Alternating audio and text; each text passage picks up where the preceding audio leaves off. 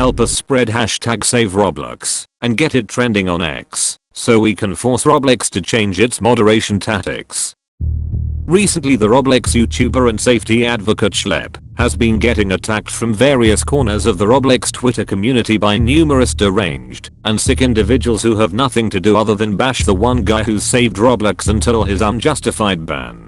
This isn't relatively new considering the last video I made mentioned the slander and harassment Schlep got over Roblox's facial age estimation, with people blaming him for Roblox forcing this update, which resulted in billions of kids being doxxed, and even some cases of kidnapping. Now Schlep is getting harassed yet again for an entirely different reason, and that was regarding a tweet he made. I will go over everything regarding the newest chapter of the Schlep scandal, so if you agree that this harassment is completely unjustified, then make sure to like and subscribe, and watch until the end as we will go over everything regarding this newest scandal. So for starters, this all began when Schlep made a tweet revealing that a mass killer from Canada made a Roblox account, and one of the games made on that account was a gun killing simulator game. Schlep credited ROBUX for finding it and mentioned the discovery came from Kiwi Farms, an online forum group, then saying Roblox removed the game and confirmed it was made by the dead suspect.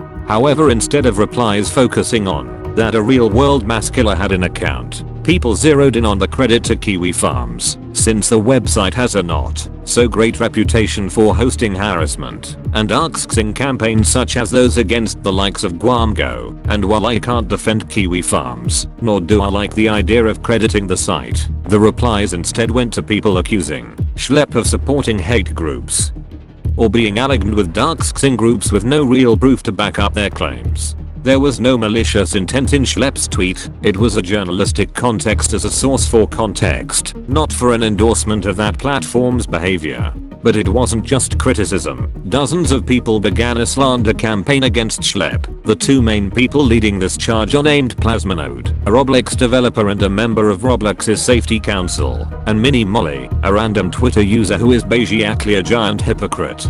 First I'll go over Plasma's unjust and undeeded attacks. First replying to the original post and saying it only got 7 visits. That was his whole argument, not the fact the game was made by the suspect of a real life mass gun killing. Instead of addressing it, he downplays it by saying only 7 people visited it. In fact, he was retweeting misinformation slandering Schlep and downplaying whatever Schlep tweeted about. Like a case involving a 31-year-old child predator killing a 17-year-old girl he met on video games including Roblox. And despite Schlep reaching out to him to clear the misunderstanding, Plasma refused he was in the wrong, and after a while, Schlep blocked him. But in turn, Plasma accuses a safety advocate of rage blocking him and played the victim card. Whenever Roblox is under pressure, Plasma goes to the platform's defense and takes shots at whoever is justifiably criticizing the higher-ups like David and Matt. In fact, when GWAMGO made a video pointing out Plasma's BS and debunked the various lies made by this person, Plasma in turn threw a temper tantrum on Twitter and even hinted at the idea of taking legal action for quote slander, possibly to silence people calling him out on his BS like GWAMGO and ROBUX. Now going towards the other user, Mini Molly, and this person has a much worse case than Plasma. This person just so happens to be another case of child predator, because what this person did wasn't just criticism but narrative pushing, reposing anything that painted Schlep as a far-right extremist, using out of context screenshots and conspiracy framing. But it turns out Molly has a much deeper secret, because ROBUX found out this user had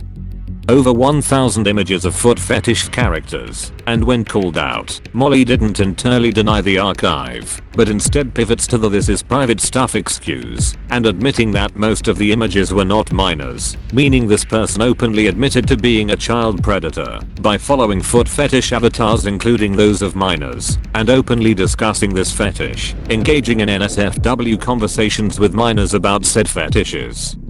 All while promoting anti-Schlep misinformation and painting Schlep, ROBUX, and anyone calling out Roblox predators as some far-right extremists. It clearly shows you where their standards are. Call out the people rightfully bringing up the problems with Roblox, while harboring the very thing people like Schlep and ROBUX are calling out.